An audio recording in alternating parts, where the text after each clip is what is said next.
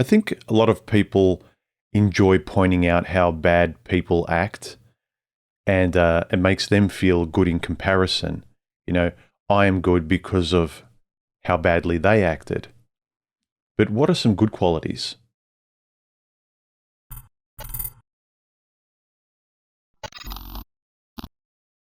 There's a saying that the easiest way to have the tallest building in town is not to build your own, it's to knock everyone else's down. And I think most people have an easy and fun time knocking down everybody else and saying how bad they are. And a lot of times they're completely right, especially the way guys and girls treat each other out there, the way society's treating everyone else, especially in today's times. We all kind of know the unfairness, and we can all feel safe around other people that agree about what bad behavior is. But what is good behavior? And more importantly, what are good qualities to look for in a person? What are good values? What are good character traits? Under a recent video of mine, Why People Say Relationships Are Hard Work, a commenter, Jack S., said under the video, "The key to choosing the right partner is to look for a person with good character, not simply a good personality." This is true. And I thought I should make a video because these good character traits that, firstly, we should be cultivating and possess ourselves, but we should also look for them to be reflected in the other person that we are potentially choosing for a mate. Not just the bubbly, fun, surface, good-looking, attractive personality, not the veneer, but the core foundations of a person that will always be there. The core foundations by which that person really doesn't exist. So what kind of core traits are you going to potentially be living with and that can cooperate with you and that you can rely on? Sure, none of us are perfect. Sometimes we lapse. But what is our baseline? And these baseline traits that we should be developing in ourselves because we know it's right and we know it's a great standard for a healthier life ourselves, we should be looking for mirrors of these character traits in others. So let's go through these character traits that Jack mentioned under my video. Number 1, commitment to personal growth. Learning everything that he or she can about how to be a better person and a better partner. Also willing to receive help and guidance. Conscious of blind spots and childhood programming and also emotional baggage. Personal goals for self-development, and you can see specific positive changes over time in this person. Yeah. Have a look at whether or not the person's words match how they live, their actions, how they speak. Is it all just what they want to be? I've mentioned this before. A lot of people, but especially women, they will spout off what is right, what is virtuous, what they want to be, but not necessarily who they are. Is the person being what they say they are, or are they just wishing who they should be, but they never take steps towards it? Are they a princess that want these virtues like a bouquet of flowers that's just handed to them? No, you need to cultivate these things. Does she talk intelligently and practically about experience and growth, and not just kind of Oprah-styled memes, ephemeral, lexical, ambiguous? It's not just the performative verbal spraying of feel-good aphorisms. You know, she can actually talk from her own voice and tell you her own hows and whys. And by that, you can actually discern her personality, see the real her, and you can see the value she really cares about because it's actually coming from her own language.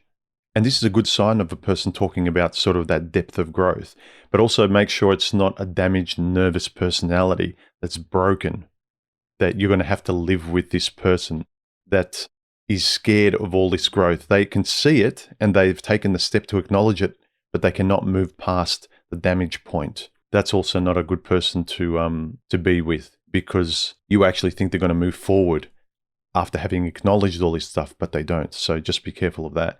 Number 2, emotional openness. Has feelings, knows what he or she's feeling, chooses to share those feelings, and knows how to express those feelings. No word salad, no memes, no platitudes that are designed to elicit happiness, but really they're expressing what they believe to be true and their virtues. And directly is addressing the ideas, not avoiding them. Look for avoidance in language and look for directness in language towards the actual issues that are important. They call a spade, and they're brave enough to let you know what it is, even what they fear the most. Can they actually express where they need to improve their faults? Or are they perfect and they just want to get more perfecter? Be careful that they don't make their issues sound poetic, that they want sympathy from you. Be very aware of that, because a lot of people can manipulate by trying to elicit sympathy from you in the guise of being virtuous. But really what they're trying to do is make you feel pity for them and lowering your defenses. You need to be aware of what is real and how you speak about these things and the honesty by which you want to be a better person. Then you can actually see the difference in the language of somebody else that is only trying to manipulate your sympathy to get something from you. Are they just being flowery and poetic, but they're avoiding things? They're just trying to get something from you by the way they speak. Number 3, integrity. They're honest with themselves, honest with others. They don't hide parts of his or her life or their personality. They don't tell you only what you want to hear. And they'll freely share the truth with you, and they won't play games. This is a big one for guys. We constantly are told that women don't want guys who play games and they don't like liars, but women live in that world. Just because you achieve her standard of being honest and not playing games, make sure she abides by them. It's not enough that she gets a pass, but you have to be held to that standard. There's too many guys, virtually most of the guys, think that love with a woman is meeting her standards and then the relationship is solid. No. Does she reciprocate what she expects from you? And do you have needs as well? Are these virtues reciprocated by both of you? Do you play tennis with each other with these virtues and values? Does she actually find the truth and reality important? Or does she talk about this stuff practically, how it's useful and applicable in your lives? Or does she talk about it like it's a movie? Is her thinking magical or is it realistic? Is yours as well? Number 4, maturity and responsibility. He or she can take care of him or herself, earns money enough to support him or herself, and knows how to keep living space relatively clean, knows how to feed him or herself, does what they say they're going to do, is respectful of your feelings, your boundaries, your time, your possessions, their own possessions, the environment, co-workers, other people's feelings. In general, a fair and responsible person. Do they have empathy? A big thing about philosophy that guys respect is that philosophy is consistent. It works in one direction, it works in the other direction. It's not just what I want, but it's also what I give as well. It goes both ways. So do you see that from her? Women love empathy from guys, but does she give empathy back? She loves it when you help her, when she needs you, but does she help you when you need her? She might not like a guy that's needy. It's icky. But that might just be another way of saying, I don't want you to ask anything from me because I don't want to lift a finger. So you have to pay attention to fairness and reciprocity. What you enjoy giving or what you enjoy receiving, is it fair? Is it coming both ways? Or even if it's different, if you give a lot that she loves, does she give a lot back that you love? Or is it hard work? Does she feel like not doing a lot, but you still have to do a ton? If it's not based on this fair reciprocity, that you both treat each other the same way, really the same way, not exactly, but like generally on balance, you are playing a fair tennis match, then admit to yourself, you treat her very differently than she treats you, and can you live with it? And is it okay with you? Or is that the reason for your underlying anxiety with her? Is that the reason you'd rather spend time away from her? We need to be honest with ourselves about this. Again, don't just listen to what she says.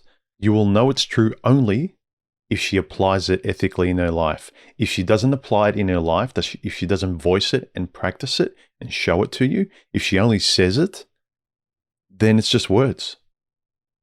It means about as much as someone who's morbidly obese who talks about how they need to get into shape. Nice words, but if you never express it, it's actually never real. Or put another way, with someone you love, it's a promise that's always broken. Think of it that way. If they keep telling you how they love you and they love you, but they never actually show it in the ways that they say, the person you care about the most is breaking the most meaningful promises to you. And they're breaking it all the time because it's only words. Number 5, high self-esteem. They take pride in themselves, don't abuse him or herself, and takes good care of themselves. Doesn't allow others to abuse them, expresses self-confidence by taking action in his or her life. None of us are perfect, I realize that. But are they and are you leaning in the self-esteem direction? Do you want to be better? Are you more positive? Because on aggregate, between giving up and being rationally positive, if the options are relatively equal, you know that leaning towards action, responsibility, and optimism, because you know you can achieve something, that's the better way to go. Are you both giving up? Is that what you both rally around? Is that your life, giving up? Or are you both on the same page? Realize that you're flawed human beings and believe that you can make your life better, at least better than giving up if you try. Basically, a realist and not a pessimistic nihilist. Number 6, a positive attitude towards life. Focuses on finding solutions, turns obstacles into opportunities and adversity into lessons, trusts in their ability to make a difference, believes that things can always get better, and uses their vision to change their reality. They're realistic, not nihilistic.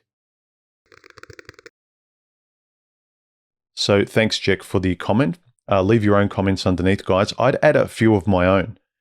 And I would say, if people have some of these character traits, which are fantastic, and I'd say essential to aspire towards, because they lubricate your life in a positive way, the more you can become these, and they become reflexes, and you see the rewards of having these traits in your life and cultivating them. And these 6 character traits also will help you discern whether or not you're compatible. There's so many people initially that feel attracted. If you can actually rationally discern why you feel this way by these 6 character traits, like I've always found that knowing why I feel a certain way helps me make sense of my world. And these are a great way of knowing if the person you feel good about, or that you want to trust, or that you want to love, is actually worth loving. And it's not just limerence.